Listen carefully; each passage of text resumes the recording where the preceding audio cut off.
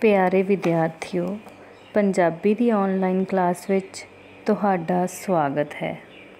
ਅੱਜ ਅਸੀਂ 8ਵੀਂ ਜਮਾਤ ਦਾ ਪਾਠ 26 ਗੱਗੂ ਪੜ੍ਹਾਂਗੇ, ਜਿਸ ਦੇ ਲੇਖਕ ਹਨ ਕੋਮਲ ਸਿੰਘ। ਮੈਂ ਆਪਣੇ ਸਕੂਲੋਂ ਆਉਂਦਿਆਂ ਬਸਤਾ ਕੰਧੋਲੀ 'ਤੇ ਰੱਖ ਕੇ ਚਾਹ ਪੀਣ ਲਈ ਮਾਂ ਦੇ ਪੈਰਾਂ ਹੇਠ ਅੱਗ ਮਚਾ ਦਿੱਤੀ। ਮਾਂ ਨੇ ਝਟਪਟ ਪਿੱਤਲ ਦੇ ਗਲਾਸ ਵਿੱਚ ਚਾਹ ਪਾ ਕੇ ਫੜਾਉਂਦਿਆਂ ਕਿਹਾ, ਭਲਕੇ ਤਾਂ ਮੈਂ ਆਪਣੇ ਪੁੱਤਰ ਨੂੰ ਬੋਹਲੀ ਖਾਣ ਨੂੰ ਦੇਵਾਂਗੀ। ਬੋਹਲੀ? ਮੈਂ ਹੈਰਾਨੀ ਨਾਲ ਪੁੱਛਿਆ। ਹਾਂ, ਬੋਹਲੀ। ਅੱਜ ਦੁਪਹਿਰੇ ਆਪਣੀ ਮੀਨੀ ਮੱਝ ਸੂ ਪਈ ਹੈ। ਬਹੁਤ ਸੋਹਣਾ 5 ਕਲਿਆਣਾ ਕੱਟਾ ਦਿੱਤਾ ਏ। ਇਹ ਸੁਣ ਕੇ ਮੈਂ ਅੱਧੀ ਚਾਹ ਗਲਾਸ ਵਿੱਚ ਹੀ ਛੱਡ ਕੇ ਮੀਨੀ ਮੱਝ ਦੀ ਖੁਰਲੀ ਵੱਲ ਨੂੰ ਭੱਜ ਗਿਆ। ਖੁਰਲੀ ਦੇ ਮੁੱਢ ਵਿੱਚ ਮੱਝ ਮੂਹਰੇ ਬਹੁਤ ਸੋਹਣਾ ਸ਼ਾਹ ਕਾਲਾ ਕੱਟਾ ਪਿਆ ਸੀ, ਪਿਆਰਾ ਪਿਆਰਾ ਤੇ ਭੋਲੂ ਜਿਹਾ। ਉਸਦਾ ਬੱਲਾ ਮੱਥਾ ਚਿੱਟੇ ਫੁੱਲ ਵਾਂਗ ਮੈਨੂੰ ਗੋਰਾ ਗੋਰਾ ਲੱਗਿਆ। ਚਾਰੇ ਖੁਰ ਹੇਠੋਂ ਇੱਕ ਇੱਕ ਗਿੱਠ ਚਿੱਟੇ, ਜਿਵੇਂ ਚੌਹਾਂ ਨੂੰ ਮਿਣ ਕੇ ਚਿੱਟਾ ਰੰਗ ਕੀਤਾ ਹੋਵੇ। ਪੂੰਛ ਦਾ ਪਿਛਲਾ ਹਿੱਸਾ ਵੀ ਥੋੜ੍ਹਾ ਜਿਹਾ ਬੱਗਾ ਸੀ। ਮੱਝ ਕੱਟੇ ਨੂੰ ਪਿਆਰ ਨਾਲ ਚੱਟ ਕੇ ਮਮਤਾ ਵੀ ਵਿਖਾ ਰਹੀ ਸੀ ਤੇ ਉਸਦੇ ਮਿੱਟੀ ਨਾਲ ਲਿਬੜੇ ਪਿੰਡੇ ਨੂੰ ਜੀਭ ਨਾਲ ਸਾਫ਼ ਵੀ ਕਰ ਰਹੀ ਸੀ। ਉਹ ਕਦੇ ਕੱਟੇ ਦੀਆਂ ਅੱਖਾਂ ਚੱਟਦੀ, ਕਦੇ ਮੱਥਾ ਚੱਟਦੀ, ਕਦੇ ਕੰਨ ਚੱਟਦੀ, ਕਦੇ ਪੁੱਛ-ਪੁੱਛ ਕਰਕੇ ਉਹਦੇ ਸਾਰੇ ਪਿੰਡੇ 'ਤੇ ਹੀ ਜੀਭ ਫੇਰ ਦਿੰਦੀ। ਪਹਿਲੀ ਨਜ਼ਾਰੇ ਹੀ ਮੈਨੂੰ ਕੱਟੇ ਨਾਲ ਪਿਆਰ ਜਿਹਾ ਹੋ ਗਿਆ। ਇੰਨੇ ਨੂੰ ਮਾਂ ਆ ਗਈ। ਮੈਨੂੰ ਡੰਡਾ ਫੜਾ ਕੇ ਮੱਝ ਦੇ ਨੇੜੇ ਬਿਠਾ ਕੇ ਹਦਾਇਤ ਕੀਤੀ, ਇੱਥੇ ਬੈਠ ਕੇ ਧਿਆਨ ਰੱਖੀਂ, ਕਾਂ ਕੁੱਤਾ ਕੱਟੇ ਦੇ ਖੁਰਾਂ ਨੂੰ ਮੂੰਹ ਨਾ ਮਾਰ ਜਾਵੇ। ਕੱਟੜੂਆਂ ਦੇ ਖੁਰ ਕੂਲੇ ਤੇ ਕੱਚੇ ਹੁੰਦੇ ਨੇ, ਜਾਨਵਰਾਂ ਤੋਂ ਇਹਨਾਂ ਨੂੰ ਬਚਾ ਕੇ ਰੱਖਣਾ ਪੈਂਦਾ ਹੈ। ਕਿੱਕਰ 'ਤੇ ਬੈਠੇ ਕਾਂ ਨੇ 2-3 ਵਾਰ ਮੈਨੂੰ ਝਕਾਨੀ ਦੇ ਕੇ ਠੂੰਗਾ ਮਾਰਨ ਦੀ ਕੋਸ਼ਿਸ਼ ਕੀਤੀ, ਪਰ ਮੈਂ ਹਰ ਵਾਰੀ ਉਸਨੂੰ ਡੰਡਾ ਹਿਲਾ ਕੇ ਉਡਾ ਦਿੰਦਾ। ਨਿੱਕਾ ਜਿਹਾ ਕੱਟਾ ਉੱਠ ਕੇ ਤੁਰਨ ਦੀ ਕੋਸ਼ਿਸ਼ ਕਰਦਾ, ਪਰ ਹਰ ਵਾਰ ਧੜੱਮ ਕਰਕੇ ਉੱਥੇ ਹੀ ਡਿੱਗ ਪੈਂਦਾ। ਮੱਝ ਭੱਜ ਕੇ ਉੱਧਰ ਜਾਂਦੀ, ਉਸਨੂੰ ਸਗੋਂ ਹੋਰ ਜ਼ੋਰ ਨਾਲ ਚੱਟਣ ਲੱਗ ਜਾਂਦੀ। ਮਾਂ, ਆਪਾਂ ਕੱਟੇ ਦਾ ਸੋਹਣਾ ਜਿਹਾ ਨਾਂ ਰੱਖੀਏ। ਮੈਨੂੰ ਇਹ ਭੋਲੂ ਜਿਹਾ ਬਹੁਤ ਚੰਗਾ ਲੱਗਦਾ ਹੈ। ਆਪਾਂ ਇਸ ਨੂੰ ਗੱਗੂ ਕਿਹਾ ਕਰਾਂਗੇ। ਤੈਨੂੰ ਤਾਂ ਹਰ ਵੇਲੇ ਕਾਵਾਂ ਕੁੱਤਿਆਂ ਦੇ ਨਾਂ ਸੁੱਝਦੇ ਰਹਿੰਦੇ ਆ, ਮਾਂ ਨੇ ਕਿਹਾ। ਉਸ ਦਿਨ ਤੋਂ ਬਾਅਦ ਪਤਾ ਨਹੀਂ ਕਿਵੇਂ ਘਰ ਵਿੱਚ ਸਾਰੇ ਹੀ ਉਸਨੂੰ ਗੱਗੂ ਕਹਿਣ ਲੱਗ ਪਏ। ਆਥਣ ਸਵੇਰ ਜਦੋਂ ਧਾਰ ਕੱਢਣ ਦੀ ਗੱਲ ਹੁੰਦੀ ਤਾਂ ਮਾਂ ਕਹਿੰਦੀ, ਗੱਗੂ ਦੀ ਮਾਂ ਦੀ ਧਾਰ ਕੱਢ ਲਈ ਆ ਕਿ ਨਹੀਂ।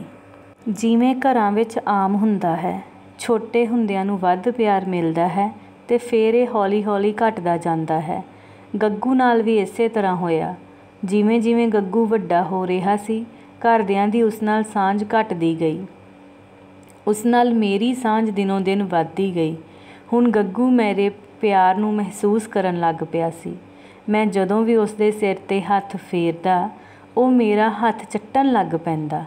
ਮੈਂ ਜਦੋਂ ਵੀ ਉਸਦੇ ਨੇੜੇ ਦੀ ਲੰਘਦਾ, ਗੱਗੂ ਮੈਨੂੰ ਵੇਖ ਕੇ ਜ਼ਰੂਰ ਅੜਿੰਗਦਾ। ਇੱਕ ਦਿਨ ਗੱਗੂ ਦੇ ਪਿੰਡੇ 'ਤੇ ਹੱਥ ਫੇਰਨ ਸਮੇਂ ਮੈਨੂੰ ਜਾਪਿਆ ਕਿ ਉਹ ਪਹਿਲਾਂ ਨਾਲੋਂ ਕਮਜ਼ੋਰ ਹੋ ਗਿਆ ਹੈ। ਜਦੋਂ ਮਾਂ ਨਾਲ ਇਹ ਗੱਲ ਕੀਤੀ ਤਾਂ ਉਹਨੇ ਕਿਹਾ, ਗੱਗੂ ਹੁਣ ਥੋੜ੍ਹਾ ਵੱਡਾ ਹੋ ਗਿਆ ਹੈ। ਪਹਿਲਾਂ ਉਸਨੂੰ 2 ਥਣ ਚੁੰਘਾਉਂਦੇ ਸੀ, ਫਿਰ 1। ਹੁਣ ਤਾਂ ਬਸ ਗੱਗੂ ਦਾ ਥਣਾਂ ਨੂੰ ਮੂੰਹ ਲਵਾ ਕੇ ਜਦੋਂ ਮੱਝ ਪਸਮ ਪਵੇ, ਗੱਗੂ ਨੂੰ ਪਰੇ ਹਟਾ ਕੇ ਦੂਜੇ ਕਿੱਲੇ ਨਾਲ ਬੰਨ੍ਹ ਦਿੰਦੇ ਹਾਂ। ਪਰ ਮਾਂ, ਮੀਨੀ ਮੱਝ ਤਾਂ ਗੱਗੂ ਦੀ ਆਪਣੀ ਮਾਂ ਹੈ। ਆਪਾਂ ਗੱਗੂ ਨੂੰ ਉਸਦੀ ਆਪਣੀ ਮਾਂ ਦਾ ਹੀ ਦੁੱਧ ਕਿਉਂ ਨਹੀਂ ਪੀਣ ਦਿੰਦੇ? ਮੈਂ ਪੁੱਛਿਆ। ਮੈਂ ਕਈ ਵਾਰ ਨੇਰੇ ਸਵੇਰੇ ਧਾਰ ਕੱਢਣ ਤੋਂ ਪਹਿਲਾਂ ਗੱਗੂ ਨੂੰ ਕਿੱਲੇ ਤੋਂ ਖੋਲ੍ਹ ਦਿੰਦਾ। ਗੱਗੂ ਝੱਟ ਆਪਣੀ ਮਾਂ ਦਾ ਹੀ ਦੁੱਧ ਗਪਲ ਗਪਲ ਕਰਕੇ ਚੁੰਘ ਜਾਂਦਾ। ਘਰ 'ਚ ਕਦੇ ਵੀ ਮੇਰੀ ਇਸ ਸ਼ਰਾਰਤ ਦਾ ਪਤਾ ਨਾ ਲੱਗਾ। ਗੱਗੂ ਹੋਰ ਵੱਡਾ ਹੋ ਗਿਆ। ਮੈਂ ਜਦੋਂ ਹੱਥ ਵਿੱਚ ਫੜੀ ਰੋਟੀ ਦਿਖਾ ਕੇ ਗੱਗੂ ਕਹਿ ਕੇ ਆਵਾਜ਼ ਮਾਰਦਾ ਤਾਂ ਉਹ ਭੱਜਾ ਆਉਂਦਾ। ਮੇਰੇ ਹੱਥੋਂ ਰੋਟੀ ਖਾ ਕੇ ਮਗਰੋਂ ਮੇਰਾ ਹੱਥ ਚੱਟਣ ਲੱਗ ਪੈਂਦਾ। ਕਈ ਵਾਰ ਲਾਡ ਨਾਲ ਮੇਰੀਆਂ ਪੋਲੀਆਂ ਪੋਲੀਆਂ ਢੁੱਡਾਂ ਵੀ ਮਾਰਦਾ। ਮੈਂ ਜਦੋਂ ਵੀ ਗੁੜ ਦੀਆਂ ਰੋੜੀਆਂ ਗੱਗੂ ਦੇ ਮੂੰਹ 'ਚ ਪਾਉਂਦਾ, ਉਹ ਗੁੜ ਖਾ ਕੇ ਮੇਰੀਆਂ ਉਂਗਲਾਂ ਨੂੰ ਚੱਟਣ ਲੱਗ ਪੈਂਦਾ। ਇਸ ਤਰ੍ਹਾਂ ਲੱਗਦਾ ਜਿਵੇਂ ਉਹ ਆਪਣੀ ਮਾਂ ਦਾ ਦੁੱਧ ਚੁੰਘ ਰਿਹਾ ਹੋਵੇ। ਕਈ ਵਾਰ ਸ਼ਰਾਰਤ ਨਾਲ ਹੱਥ 'ਚ ਰੋਟੀ ਫੜ ਕੇ ਮੈਂ ਗੱਗੂ ਕੋਲ ਹੱਥ ਉੱਚਾ ਕਰਕੇ ਖੜ੍ਹ ਜਾਂਦਾ। ਉਸਦਾ ਰੋਟੀ ਤੱਕ ਮੂੰਹ ਨਾ ਅੱਪੜਦਾ। ਉਹ ਧੌਣ ਉੱਚੀ ਕਰਕੇ ਰੋਟੀ ਖੋਹਣ ਦੀ ਕੋਸ਼ਿਸ਼ ਕਰਦਾ। ਜੇ ਫੇਰ ਵੀ ਮੂੰਹ ਨਾ ਅੱਪੜਦਾ ਤਾਂ ਉਹ ਮੈਨੂੰ ਪੌਡੇ ਲਾਉਣ ਦੀ ਕੋਸ਼ਿਸ਼ ਕਰਦਾ। ਰੋਟੀ ਖਵਾ ਕੇ ਮੈਂ ਇਸ਼ਾਰੇ ਨਾਲ ਕਹਿੰਦਾ, ਗੱਗੂ ਚੱਲ ਆਪਣੇ ਕਿੱਲੇ 'ਤੇ ਚਲਿਆ ਜਾ, ਤਾਂ ਗੱਗੂ ਇਸ਼ਾਰਾ ਸਮਝ ਕੇ ਝੱਟ ਵਾਪਸ ਮੁੜ ਜਾਂਦਾ। ਕਦੇ ਕਦੇ ਮੈਂ ਖਾਣ ਵਾਲੀ ਕੋਈ ਹੋਰ ਚੀਜ਼ ਗੱਗੂ ਨੂੰ ਦਿਖਾ ਕੇ ਉਸਦੇ ਅੱਗੇ ਅੱਗੇ ਭੱਜ ਜਾਂਦਾ। ਗੱਗੂ ਪਿੱਛੇ ਪਿੱਛੇ ਦੌੜਦਾ। ਅਸੀਂ ਘਰ ਵਿੱਚ ਕਈ ਗੇੜੇ ਕੱਢਦੇ। ਮਾਂ ਅੱਕ ਕੇ ਕਹਿੰਦੀ, ਬਲੋਲਾ, ਕੱਟੇ ਤੋਂ ਸਾਰਾ ਵਿਹੜਾ ਪੁਟਾ ਦਿੱਤਾ। ਮੈਂ ਤਾਂ ਪਹਿਲਾਂ ਹੀ ਮਸਾਂ ਸੰਭਰਿਆ ਸੂਰਿਆ ਸੀ। ਮੈਂ ਸਕੂਲੋਂ ਆ ਕੇ ਕਦੇ ਕਦੇ ਮੱਝਾਂ ਚਾਰਨ ਜਾਂਦਾ। ਗੱਗੂ ਵੀ ਨਾਲ ਹੁੰਦਾ। ਬਾਕੀ ਪਸ਼ੂਆਂ ਨਾਲੋਂ ਅੱਡ ਕਰਕੇ ਗੱਗੂ ਨੂੰ ਉੱਧਰ ਚਰਨ ਲਈ ਛੱਡ ਦਿੰਦਾ ਜਿੱਧਰ ਵਧੀਆ ਲਵਾ ਲਵਾ ਹਰਾ ਘਾਹ ਹੁੰਦਾ। ਘਰ ਦੇ ਅੰਦਰ ਬਾਹਰ ਕੰਧਾਂ 'ਤੇ ਕੋਲੇ ਨਾਲ ਮੈਂ ਗੱਗੂ ਲਿਖ ਦਿੱਤਾ ਸੀ। ਮਾਂ ਨੇ ਕਈ ਵਾਰ ਟੋਕਿਆ, ਕਿਉਂ ਸਾਰੀਆਂ ਕੰਧਾਂ ਕਾਲੀਆਂ ਕਰਦਾ ਰਹਿੰਦਾ ਹੈ। ਮਾਸਟਰ ਜੀ ਨੇ ਇੱਕ ਵਾਰ ਮੇਰੀ ਕਾਪੀ 'ਤੇ ਗੱਗੂ ਲਿਖਿਆ ਪੜ੍ਹ ਕੇ ਪੁੱਛਿਆ ਸੀ, ਇਹ ਕਿਹਦਾ ਨਾਂ ਹੈ? ਮੈਂ ਕਿਹਾ, ਮਾਸਟਰ ਜੀ, ਇਹ ਮੇਰੇ ਆੜੀ ਦਾ ਨਾਂ ਹੈ।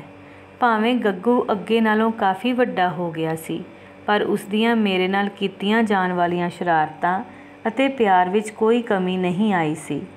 ਮੈਂ ਜਦੋਂ ਵੀ ਸਕੂਲੋਂ ਆਉਂਦਾ, ਮੈਨੂੰ ਬੂਹੇ 'ਚ ਦੇਖ ਗੱਗੂ ਇੱਕ ਵਾਰ ਜ਼ਰੂਰ ਅੜਿੰਗਦਾ। ਮੈਨੂੰ ਵੀ ਪਤਾ ਲੱਗ ਜਾਂਦਾ ਕਿ ਗੱਗੂ ਨੂੰ ਮੇਰੇ ਆਏ ਦਾ ਪਤਾ ਲੱਗ ਗਿਆ ਹੈ। ਮੈਂ ਬਸਤਾ ਰੱਖ ਕੇ ਉਸਦੇ ਪਿੰਡੇ 'ਤੇ ਸਿਰ 'ਤੇ ਹੱਥ ਫੇਰਦਾ। ਨਿੱਕੇ ਨਿੱਕੇ ਸਿੰਗਾਂ ਹੇਠਾਂ ਪੋਲੀ ਪੋਲੀ ਖੁਰਕ ਕਰਦਾ। ਜਦੋਂ ਤੱਕ ਗੱਗੂ ਮੇਰੇ ਨਾਲ ਲਾਡੀਆਂ ਬਾਡੀਆਂ ਨਾ ਕਰ ਲੈਂਦਾ, ਮੈਨੂੰ ਟੇਕ ਨਾ ਆਉਂਦੀ।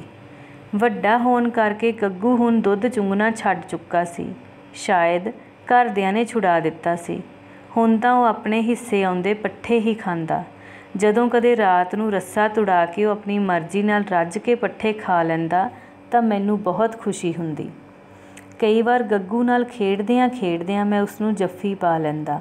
ਮਾਂ ਝਿੜਕ ਕੇ ਕਹਿੰਦੀ, ਕਿਉਂ ਕੱਟੇ ਨੂੰ ਚੁੰਮੀ ਚੱਟੀ ਜਾਂਦਾ, ਮੂੰਹ 'ਚ ਗੰਦੇ ਵਾਲ ਪੈ ਜਾਣਗੇ। ਮੈਂ ਮਾਂ ਨੂੰ ਕਹਿੰਦਾ, ਗੱਗੂ ਵੀ ਤਾਂ ਮੈਨੂੰ ਪਿਆਰ ਕਰਦਾ ਹੈ। ਇੱਕ ਦਿਨ ਜਦੋਂ ਮੈਂ ਸਕੂਲੋਂ ਪਰਤਿਆਂ ਤਾਂ ਮੈਨੂੰ ਗੱਗੂ ਦਾ ਅੜਿੰਗਣਾ ਸੁਣਾਈ ਨਾ ਦਿੱਤਾ। ਮੈਂ ਸੋਚਿਆ ਸ਼ਾਇਦ ਗੱਗੂ ਇੱਧਰ ਉੱਧਰ ਹੋਵੇਗਾ।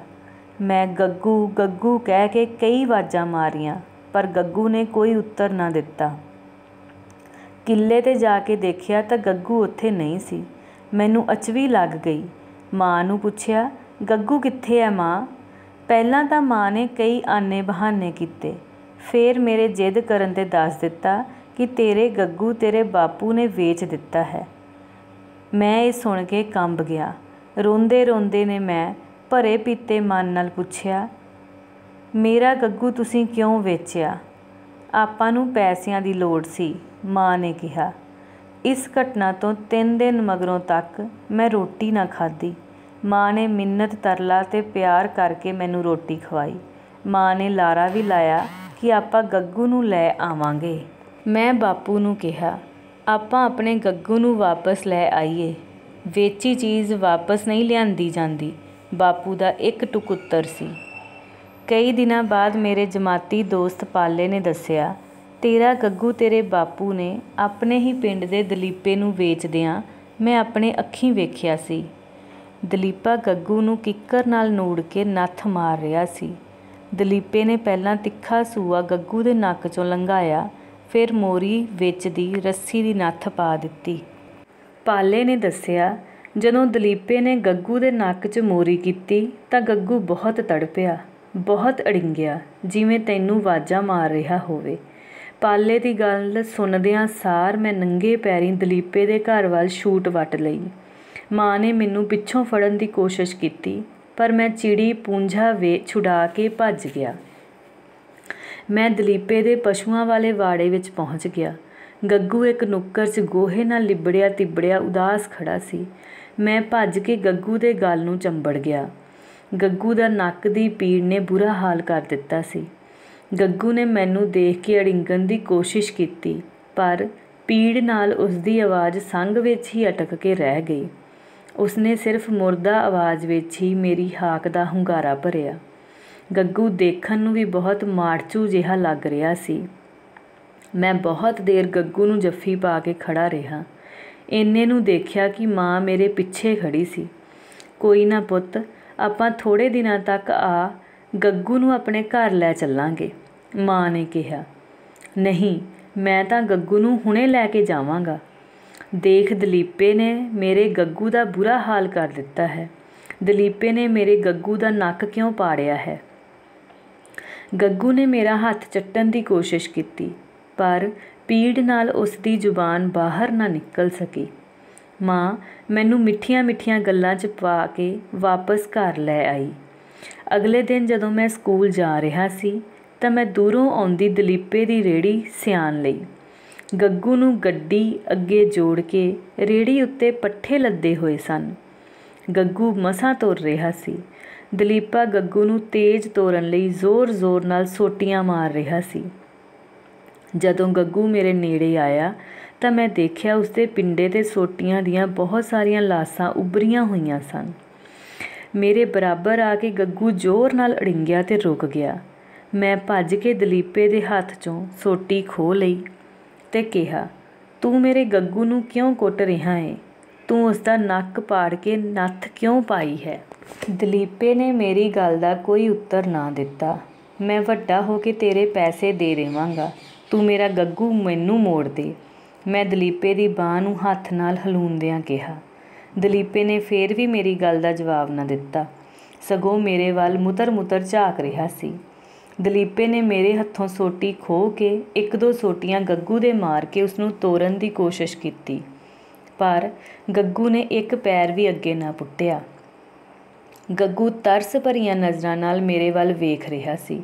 ਮੈਂ ਦਲੀਪੇ ਨੂੰ ਕਿਹਾ, ਗੱਗੂ ਮੇਰੀ ਆੜੀ ਹੈ, ਇਹ ਮੇਰੇ ਹੀ ਆਖੇ ਲੱਗਦਾ ਹੈ, ਤੂੰ ਇਸਨੂੰ ਨਾ ਮਾਰ। ਪਸ਼ੂਆਂ ਨਾਲ ਕਾਹਦੀ ਆੜੀ? ਤੂੰ ਇਹਨੂੰ ਕਿੱਥੇ ਪੜ੍ਹਾ ਲਿਆ ਈ? ਬਈ ਇਹ ਤੇਰੇ ਆਖੇ ਲੱਗ ਜੂ, ਦਲੀਪਾ ਬੋਲਿਆ। ਦਲੀਪੇ ਨੇ ਫਿਰ ਮੂੰਹ ਨਾਲ ਟਿਚ-ਟਿਚ ਕਰਕੇ ਅਤੇ ਗੱਗੂ ਦੀ ਪਿੱਠ 'ਤੇ ਸੋਟੀ ਲਾ ਕੇ ਉਸਨੂੰ ਤੋੜਨਾ ਚਾਹਿਆ, ਪਰ ਗੱਗੂ ਦਾ ਸਾਰਾ ਧਿਆਨ ਤਾਂ ਮੇਰੇ ਵੱਲ ਸੀ। ਇਹ ਤੇਰੇ ਆਖੇ ਨਹੀਂ ਲੱਗੇਗਾ। ਜੇ ਮੈਂ ਕਹਾਂ ਗੱਗੂ ਹੁਣੇ ਮੇਰੇ ਆਖੇ ਲੱਗ ਕੇ ਤੁਰ ਪਵੇਗਾ, ਮੈਂ ਕਿਹਾ। ਇਹ ਕਿਵੇਂ ਹੋ ਸਕਦਾ ਹੈ? ਮੈਂ ਆਪਣੇ ਬਸਤੇ 'ਚੋਂ ਰੋਟੀ ਕੱਢੀ ਤੇ ਗੱਗੂ ਦੇ ਮੂੰਹ ਵਿੱਚ ਪਾ ਦਿੱਤੀ।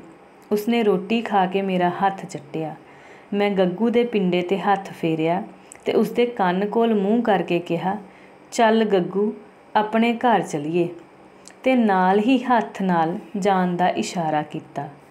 ਗੱਗੂ ਝੱਟ-ਪੱਟ ਸਣੇ ਰੇਹੜੀ ਦੇ ਤੇਜ਼ੀ ਨਾਲ ਸਾਡੇ ਘਰ ਵੱਲ ਜਾਣ ਵਾਲੇ ਰਸਤੇ ਪੈ ਗਿਆ। ਦਲੀਪਾ ਛਾਲ ਮਾਰ ਕੇ ਰੇਹੜੀ ਤੋਂ ਉਤਰ ਗਿਆ। ਮੈਂ ਤੇ ਗੱਗੂ ਘਰ ਨੂੰ ਜਾ ਰਹੇ ਸੀ। ਦਲੀਪਾ ਓਨੀ ਦੇਰ ਤੱਕ ਖੜਾ ਸਾਡੇ ਵੱਲ ਵੇਖਦਾ ਰਿਹਾ ਜਿੰਨੀ ਦੇਰ ਤੱਕ ਮੈਂ ਤੇ ਗੱਗੂ ਆਪਣੇ ਘਰ ਜਾਣ ਵਾਲਾ ਮੋੜ ਨਹੀਂ ਮੁੜ ਗਏ।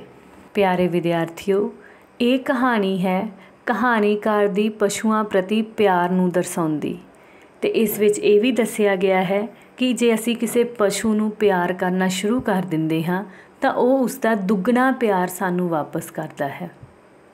ਜਿਸ ਤਰ੍ਹਾਂ ਇਸ ਕਹਾਣੀ ਵਿੱਚ ਕਹਾਣੀਕਾਰ ਗੱਗੂ ਨੂੰ ਪਿਆਰ ਨਾਲ ਪੁਚਕਾਰਦਾ ਹੈ, ਉਸੇ ਤਰ੍ਹਾਂ ਗੱਗੂ ਵੀ ਕਹਾਣੀਕਾਰ ਦਾ ਹਰ ਵੇਲੇ ਇੰਤਜ਼ਾਰ ਕਰਦਾ ਹੈ। ਦੂਸਰਾ, ਸਾਨੂੰ ਇਸ ਕਹਾਣੀ ਤੋਂ ਸਿੱਖਿਆ ਮਿਲਦੀ ਹੈ ਕਿ ਜਾਨਵਰਾਂ ਨਾਲ ਕਦੀ ਵੀ ਬੁਰਾ ਵਰਤਾਵ ਨਾ ਕਰੋ। ਉਹ ਵੀ ਪਿਆਰ ਦੇ ਭੁੱਖੇ ਹੁੰਦੇ ਹਨ। ਉਹਨਾਂ ਨੂੰ ਪਿਆਰ ਨਾਲ ਪੁਚਕਾਰ ਕੇ ਅਸੀਂ ਕੋਈ ਵੀ ਕੰਮ ਕਰਵਾ ਸਕਦੇ ਹਾਂ। ਸੋ ਮੈਨੂੰ ਉਮੀਦ ਹੈ ਕਿ ਤੁਹਾਨੂੰ ਇਸ ਪਾਠ ਤੋਂ ਮਿਲੀ ਸਿੱਖਿਆ ਦੀ ਸਮਝ ਆ ਗਈ ਹੋਵੇਗੀ, ਜਿਸ ਨੂੰ ਤੁਸੀਂ ਆਪਣੀ ਜ਼ਿੰਦਗੀ ਵਿੱਚ ਜ਼ਰੂਰ ਵਰਤੋਗੇ। ਧੰਨਵਾਦ।